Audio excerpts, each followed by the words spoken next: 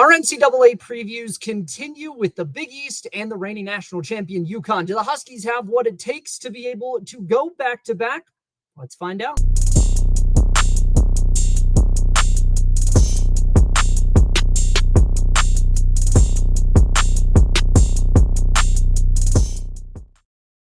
And what is up, ladies and gentlemen? It is Andrew Hobner. Happy to be with you and happy that you are here with us on a beautiful preview week in the world of college women's basketball. Before we get started, as always, a big shout out to our friends at Home Field. Use code NOCAP15 to get 15% off your first purchase. Gotta love the fact that it's college season here in just a few days, and nobody does college sports better than Home Field does. You can check out the No Cap Space WBB collection, and it's dawned on me that I haven't really shown anybody that heat lately, that not only is Home Field put together, but also what our collection is and what you can see. All of Home Field's great gear, from Iowa to Tennessee, USC to South Carolina, UConn, NC State, Notre Dame, and everybody in between. If it's women's basketball merch and Home Field makes it, we have it on the No Cap Space WBB collection. There's all sorts of great stuff in here. This UCLA tee I absolutely love,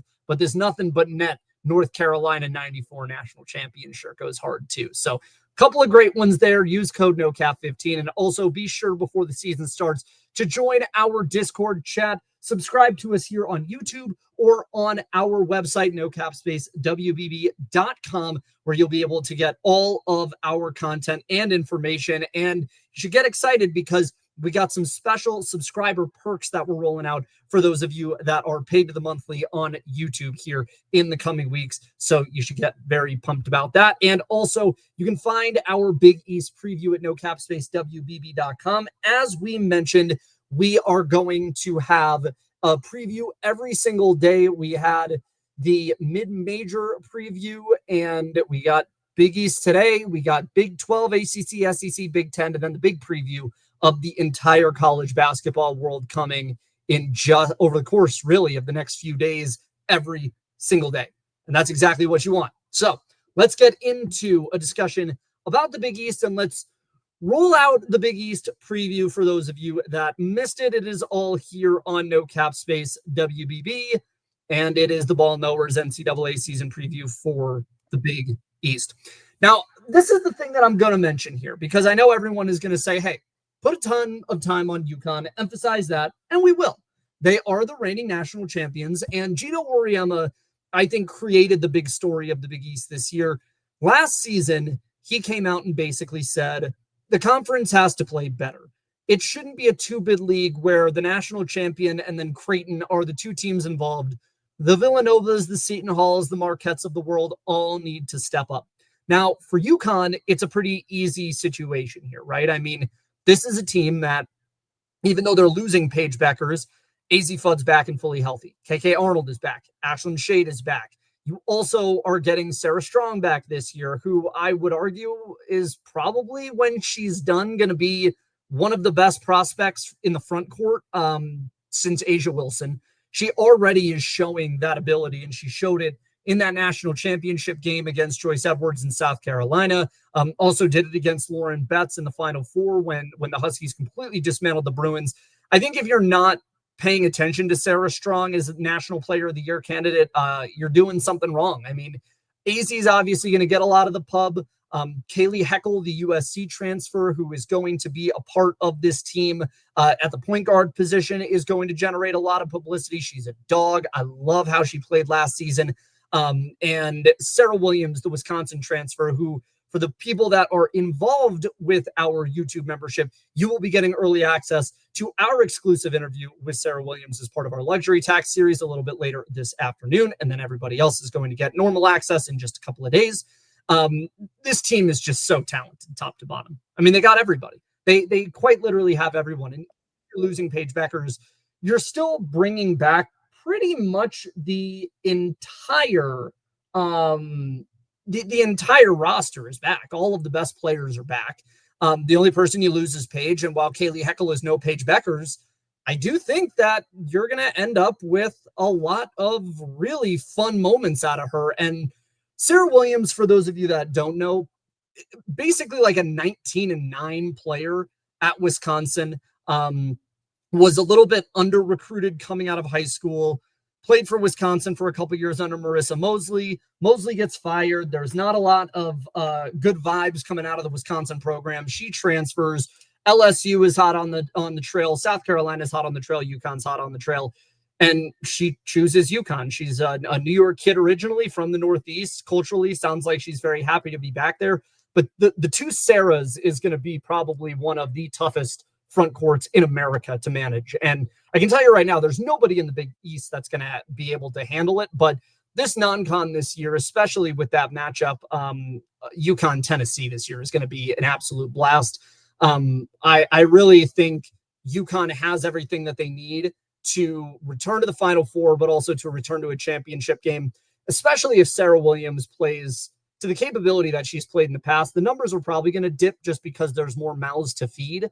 But if she is a 19-9 player at UConn with Sarah Strong, pack it in. Just pack it in. You know, there's plenty of depth on this team. Heckel, as I said, pure point guard, great distributor. Don't think we really got to see her at her full potential at USC. And part of that is just kind of everything was oriented around Juju Watkins last year. So I am of the mindset. I think UConn is the team to watch, obviously, this year. Another team you might know, Villanova, for you Dallas Wings fan. Maddie Siegrist came out of Villanova, and one of the things about Villanova is they run a system in which they like to make one player a star. That player gets like 35% usage, and it is their team more or less. They didn't have that last year. You kind of saw it play out in kind, 21-15 over the course of this past year. A big reason for that was star guard Lucy Olson transferred to Iowa. Maddie Siegrist has already gone to the league. So now you end up with Kylie Watson, a New Jersey native. So she's kind of back home, so to speak. Was recruited out of high school, played for Oregon, then transferred to Notre Dame. 6'2" forward. She can play so many different positions on the floor, and has a bit of an elbow jumper. Not really a ton of range, but I still think that she is really good. And she, to me, is the person that I would watch this year, of players specifically. And, it's tough because I don't expect Villanova to be a team that runs the table per se. But I'm interested in what they are because they find a way to succeed and they find a way to win a lot of times. And I think they'll manage to do that. It's a rebuilding year for Creighton this season. Lauren Jensen, Morgan Maley, and Molly Mogensen. That was the core trio that existed here for like 4 years. Emma Ronzek was part of this crew too, but she transferred to Colorado State last year. Creighton's made an Elite Eight in the past 5 years. So Jim Flannery knows what to do, but the problem is you hit your peak with a 4-year crew. You don't have them anymore. Grace Buffelli is the player to watch. Northern Iowa transfer, was injured for a lot of last year, but was one of the better players in the MVC when playing for UNI. She's going to be asked to do a lot here. The team that I would watch, in addition to Seton Hall, I'll just put 3 teams to watch here because this is kind of the format we had for the mid-majors. Watch Marquette. Kara Consegra, 21 wins last year during a time in which Megan Duffy leaves, goes to Virginia Tech, takes a couple of players with her. The Golden Eagles go 21-11. They go 12-6 in the Big East. I think they started slow and ended pretty well. Skylar Forbes basically made a gigantic leap, like a 5-point to a 15-point game per game player. Lee Volker was an all Big East second teamer. Jaden Mason is another star there. What I love about Marquette, and I love about certain mid-majors that kind of have bubble vibes to them, is you want to see them play like competition in the non-con, right? I don't really care to see Marquette play Texas because I know how that's going to play out, right? But I do want to see Marquette play Minnesota because those seem like 2 pretty evenly matched teams to me. And those types of wins and losses are the difference between making the tournament and not making the tournament. The third team to watch here is Seton Hall. Jada Eads. If you have not watched Jada Eads last year, watch Jada Eads this year. Faith Masonius took a lot of the publicity at Seton Hall, coming back to New Jersey and transferring from Maryland last year. But Jada Eads is fantastic. She was a freshman of the year contender in the All Big East, except Sarah Strong existed. All Big East first teamer as a freshman. That's the first time that's happened in Seton Hall's history. The issue is going to be who's the number 2 and the number 3 player here. They didn't really get any major transfers. They had a lot of these transfers that kind of stepped down a level that were 4-point per game scorers somewhere else.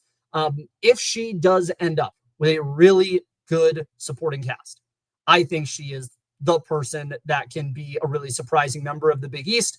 Seton Hall went 23-10 last year. If anybody's going to contend for the tournament, I think it's Seton Hall and Marquette. St. John's is here just because Samaya Wyatt, the former ASUN freshman of the year, has transferred up. But Joe Tartamella's team hasn't been very good in the NIL era. The rest is kind of a hodgepodge.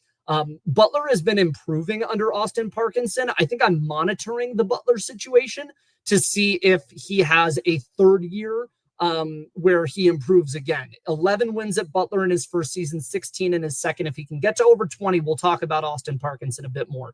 DePaul is not 113-19. I'm going to have to change that. Second year for Jill Pizzotti. Again, a lot of transfers that are stepping down a program. You don't really know what you're getting out of them.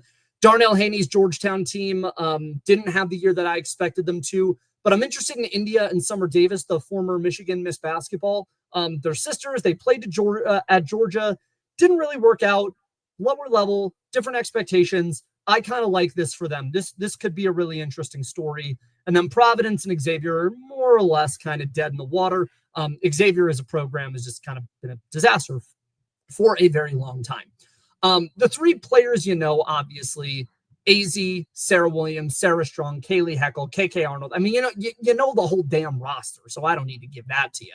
But I think in terms of people that you need to know and the folks that you want to watch that can make a huge difference this year, I think Kaylee Heckel's one. I think Jada Eads is another. And then I think India Davis is going to be one that I am particularly interested in because I really do think that when you look at top players, you know what you're getting out of Azzi, and you know what you're getting out of Sarah Strong, right? You know you're going to get All-American caliber players for them. Kaylee Heckel, I think, is going to be good. I know Jada Eads is going to be good. I don't know how good India Davis is going to be. What is interesting about Jada Eads is figuring out how good her team is going to be around her. Seeing if India Davis can be the player that we saw her as leaving high school when she was setting the world on fire at Michigan. If she does this at Georgetown, I'm going to be really impressed because they need someone to replace Kelsey Ransom, and you can see it last year. They need that other star power player. And then I really think that, Grace Buffelli will be an interesting player to watch. I'm not going to put her on the list just yet, just because I'm not quite certain how good she's going to be. If there's 3 games that you got to watch this season, Marquette versus Minnesota on November 11th. It's a like-for-like matchup, at least in my opinion. One of those games where it's going to be used on a tournament resume in a very, very big way. Seton Hall and Villanova is probably the must-watch Big East game of Big East opponent versus Big East opponent. I didn't put UConn versus anyone in here because I just don't think there's anyone in the Big East that can hang with UConn this year, which is why I put UConn and Tennessee on February 1st. Great rivalry. Tennessee won this game last year, and clash of styles, lots of talent. That's going to be one of the games of the season. That's a 10 out of 10 matchup on the watch guide when the time comes. So that's all the time we have for our Big East preview. We are going to continue doing these in little 15-minute snippets. If you want to see something even shorter, we have little 3-minute snippets that you can find on YouTube Shorts, TikTok, and Instagram as well. If you like seeing the writing and want to really dive in depth, find us at nocapspacewbb.com. Consider subscribing to the Ball Knowers tier. Don't do it this week. Do it next week, because we have a fun announcement this Monday that is going to, I think, make life even more enjoyable for all of you that enjoy our content and the work that we do and put together. But that's all the time we got today. Tyler's going to be back doing the Big 12 preview. He was a preseason voter for the Big 12 this year, so he'll run you through his picks and his general preview of what he thinks the conference is going to look like. I will have the ACC, SEC, and Big 10, while Shawnee and Greer will return for Ball Up Top and our NCAA mega preview, which runs on Sunday. That's all the time we got here on No Cap Space WBB. Be sure to find us everywhere and anywhere on social media at No Cap Space WBB. And that's all I have for you today. We'll keep it to 15. We'll see y'all very, very soon.